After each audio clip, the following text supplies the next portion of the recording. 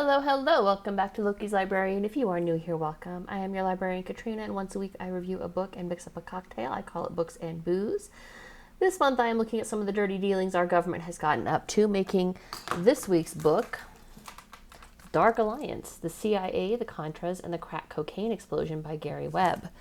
The accompanying cocktail is a CIA shot. It is a half ounce of Cynar, a half ounce of Applejack Brandy, and a dash of Angostura bitters. So let's do this.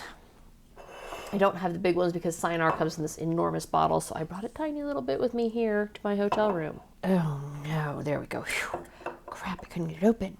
I actually want to start with a quote from the book that's actually near the very end of the book. It's in like the last 20 pages or something like that, because it's relevant and it fully encompasses the true tragedy of everything that Webb uncovered during his years of work on this case. Quote, the 4-part series I turned in focused on the relationship between the Contras and the Crack King. It mentioned the CIA's role in passing, noting that some of the money had gone to a CIA-run army and that there were federal law enforcement reports suggesting the CIA knew about it. I never believed and never wrote that there was a grand CIA conspiracy behind the crack plague. Indeed, the more I learned about the agency, the more certain of that I became. The CIA couldn't even mine a harbor without getting its trench coat stuck in its fly. This is in reference to the Frogman case where they tried to mine a harbor outside Nicaragua or something like that. The Contras cocaine ended up being turned into crack was a horrible accident of history, I believe, not someone's evil plan. The Contras just happened to pick the worst possible time ever to be peddling cheap cocaine in black neighborhoods. That, I believed, was the real danger the CIA has always presented. Unbridled criminal stupidity cloaked in a blanket of national security. End quote. I think that fully sums up the true tragedy of this, is that it wasn't intentional. I almost wish it was intentional. Intentional, you could have some true heads to hang on a platter out there, right? I wanted to make sure nothing leaked on my drive up, on my flight up here. Here we go. So I really cranked down hard on those lids. All of that truly is the central thesis of this book, that the CIA was allowing cocaine to be brought into the country by Nicaraguans with the express intent of the sale of those drugs being used to buy arms for the Contras fighting against the Sandinistas. This is all a foregone conclusion. We know this, all right? The author provides plenty of receipts to back this up, so much so that the only real question remaining in this whole debacle is how Gary Webb managed to shoot himself in the head twice and have it be ruled a suicide. It's the only real question remaining, all right? We know for a fact everything he laid out is absolutely true. The story here is the amount of drugs that were introduced into South Central LA and the immeasurable harm it did, and the federal cover-up that allowed it to continue for over a decade. Okay, basically, the black communities of first South Central LA and then the rest of the country, because it's spread out in waves, were nothing more than collateral damage in the CIA's attempt to keep the Contras in Nicaragua supplied against the Sandinistas. And that's truly tragic, that they sacrificed our own people for a war several thousand miles distant that had nothing to do with America. All of this got its true start, when Jimmy Carter was sworn into the White House on January 20th, 1977. Let's try this shot. Oh. Be right back. I'm going to have to get some water to go with that. Oh. Okay, well, I will not be doing that again. That was vile. As vile as what the CIA did, so yes, that's fitting. Yeah. Ooh. So how does this start with Jimmy Carter? Well, up until Jimmy Carter was sworn in, Congress and the White House had been supportive of the Somoza family, maybe supporting the Somoza family, which basically ran the entire country and all businesses in Nicaragua. I mean, it was a dictatorship, okay? It was sort of the devil we knew, and so we went with that. Well, when Carter came in, he believed that the devil we knew was not that awesome, and it was unnecessary to support a dictator, so he withdrew U.S. support. And within 2 years, so by 1979, the Somozas were out, the Sandinistas were in. This was going into the home stretch of the Cold War, and that became a problem for incoming President Reagan in 1981, as the Sandinistas were communists. Now, for their part, the Somozas and their supporters, primarily Norwin El Perico Meneses, formed what became the Contras. Now, staunch capitalists, and I put this in quote because they were kind of the walking picture of crony capitalists, meaning they only liked capitalism when the government backing made them the only company able to engage in such activities. It's very fitting here.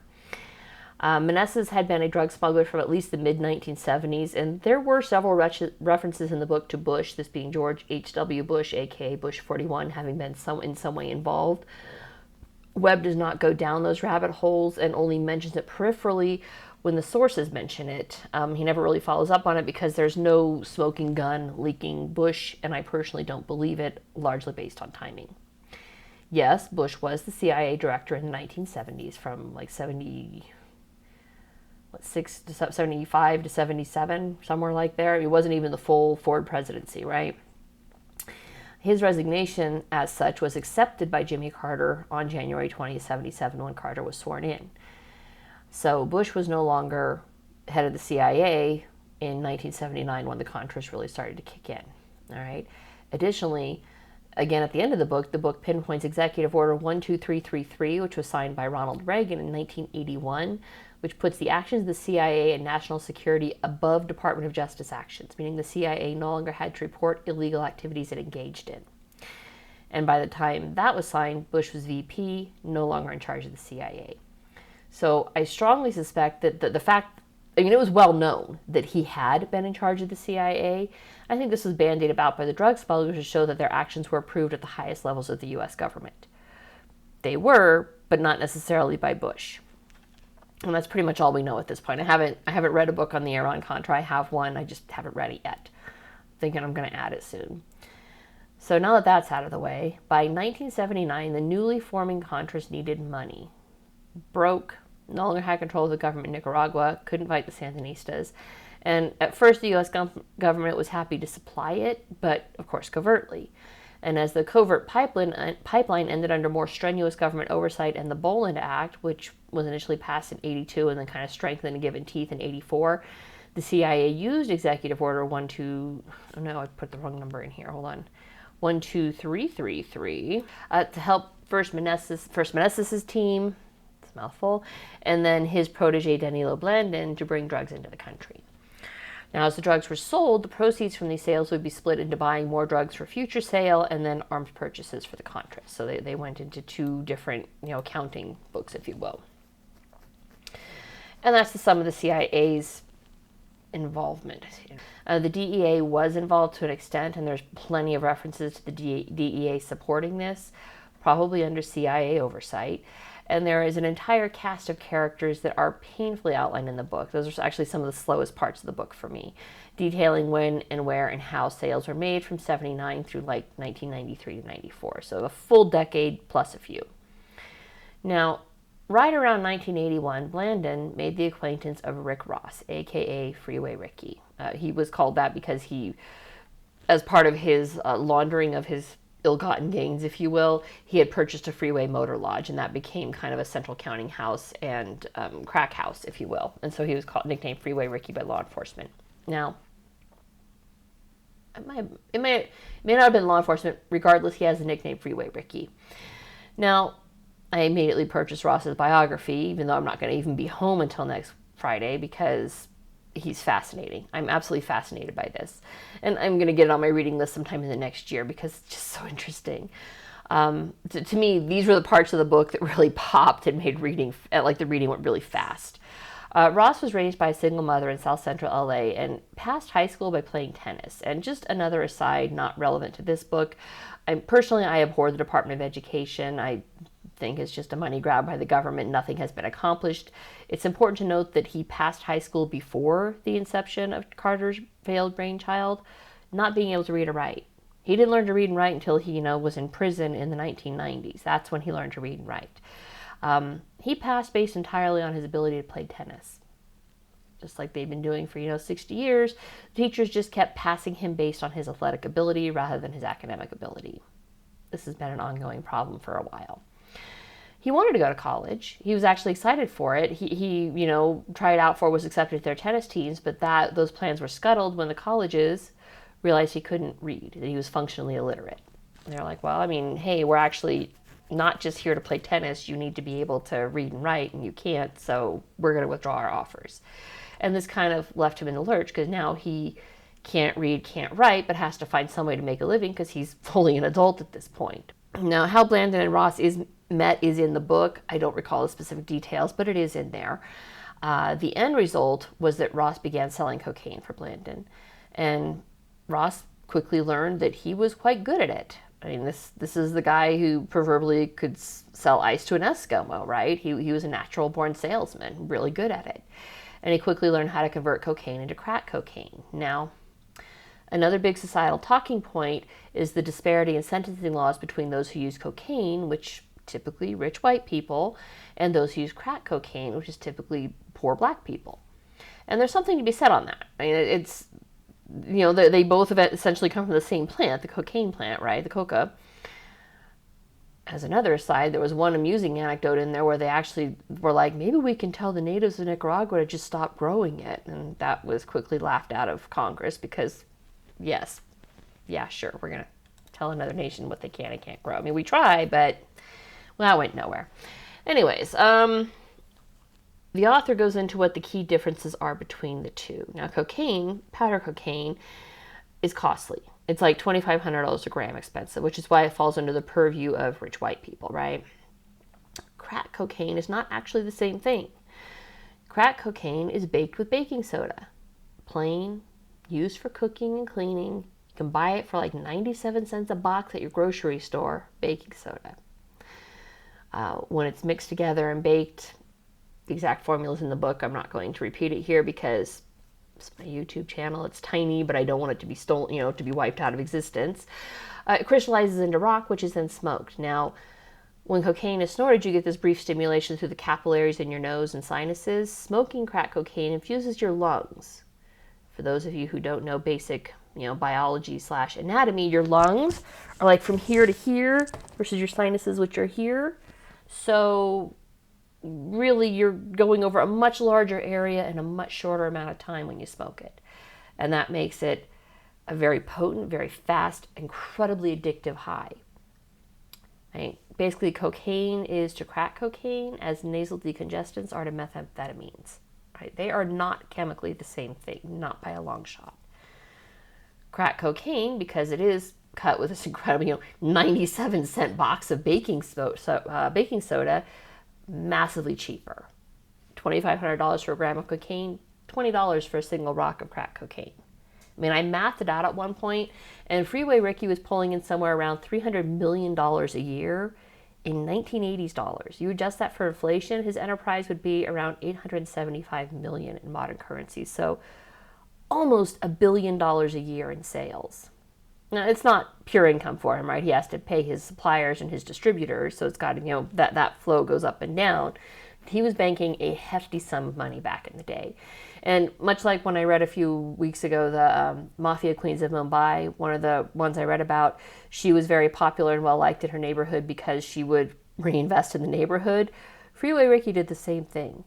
There were, like, Ice Cube, Snoop Doggy Dogg. There were a couple of major rappers who owe their start to him because he would give them money to get recording, to get into a recording studio and get started.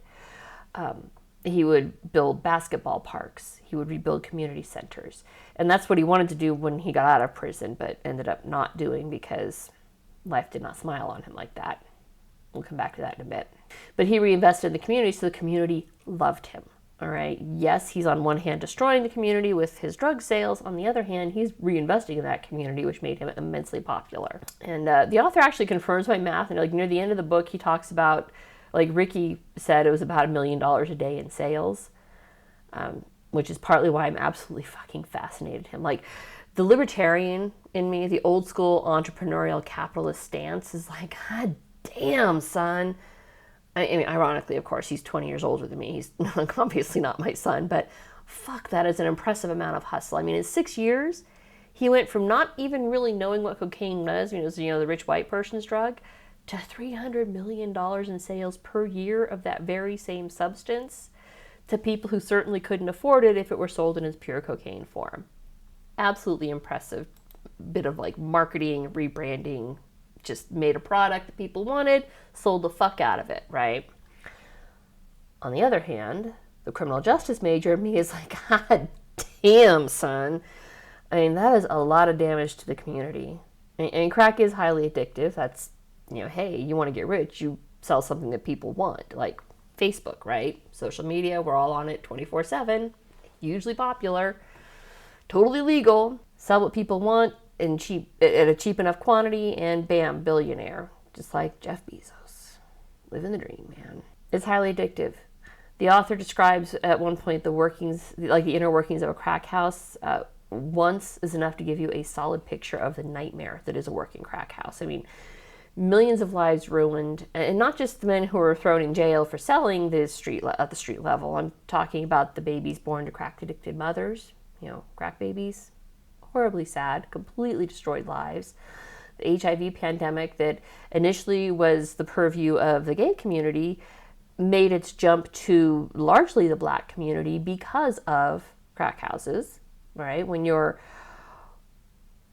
high on crack or withdrawing and you need your next fix, safe sex is the last thing on your mind, all right? All you want is that $20 it's going to buy you your next hit. So all of this was the end result of the cocaine being smuggled in under the purview of the CIA. Again, the true tragedy, as the author said, is that this was just accidental incompetence. It's the tiger that got away from them and destroyed huge swaths of America. Eventually, Freeway Ricky came to see the destruction, not least of which, when Blandon started making noise like he was getting out and going to move to Florida, Ricky's girlfriend had become addicted to what he was selling. So he moved to Ohio, Cleveland specifically, and he wanted to retire. Part of this was a very close call he had. He was actually arrested and charged, but the officers were A, corrupt, and B, criminally stupid, resulting in them bragging on camera about this corruption. Ricky's defense got a hold of that tape, and it was very badly edited, and the judge saw right through it and kicked all charges out. And this was like Ricky's shot, right? He moved to Ohio. He was going to get out of the business, get his girlfriend clean, and live the good life in Ohio with his millions of dollars and real estate investings and holdings that hadn't been confiscated under confiscation. It'll come to me. It hadn't been confiscated by the government as part of illicit dealings or anything. I don't even think they knew the depths of his holdings until they started being foreclosed on and he was in prison later. So he's in Ohio. Once there, I think it was Blandon, may have been another connection, but somebody reached out and said, hey, do you want to make some money? Are you bored? Do you want to do something? You want to make a little more money? Why don't you do for Cleveland what you did for South Central LA? And Ricky did. And when a shipment from LA to Cleveland on a bus was sniffed out by a drug dog, the officer who spotted it in New Mexico called the DEA in Cleveland and said, hey, what do you want me to do with this? I have this massive bag. It's got a couple of kilos of cocaine. It's headed for Cleveland. What do you want me to do? And the DEA said, hey, let it come through. We'll set up a sting here and arrest whoever it is that picks it up. And of course, it was a runner for Ricky. Now, Ricky told the guy, hey, I will pay for the very, very best lawyers for you. You just keep your mouth shut. But even the very best lawyers couldn't keep the runner out of prison for 20 years for, the transportation, shipping across state lines of this massive amount of narcotics. And so that runner began talking, which resulted in Ricky getting picked up as a major narcotics trafficker. And this time it looked very much like the charges were going to stick. Now, in an unrelated case, the Department of Justice had been looking at corruption in the LA County Sheriff's Office and offered Ricky a sweetheart deal. If Ricky would testify to the corruption he had experienced, the DOJ attorneys would plead clemency on his behalf. Ricky held up his end of the bargain and ended up serving 51 months. The officers were acquitted because the jury basically nullified. They didn't like the deal that Ricky had received and let the cops go.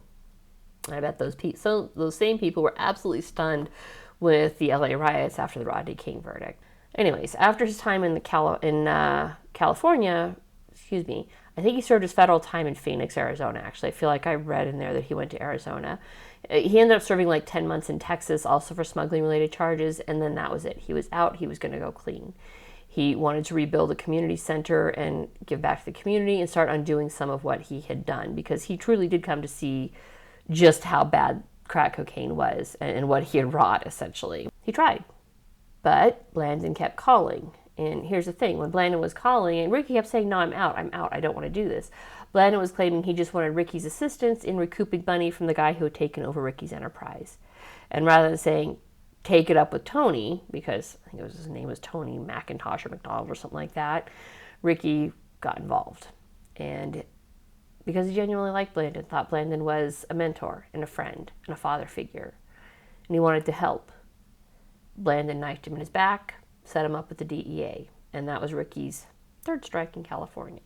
Now, the author's story was ready for publication on the San Jose Mercury's website, and while tying up loose ends, he attended Ricky's trial in a clever bit of legal defense, like legalese. The defense attorney was able to get Blandon on the record about a lot of his dealings with the DEA and the CIA by asking questions that Webb needed answered. Blandon declined to provide the answers directly to Webb in an interview, said, no, I can't be interviewed, I'm not going to talk to you. But the defense attorney was like, hey, he met with Webb and was like, hey, what else should I be asking? And Webb's like, hey, I got questions for you. Why don't you ask this?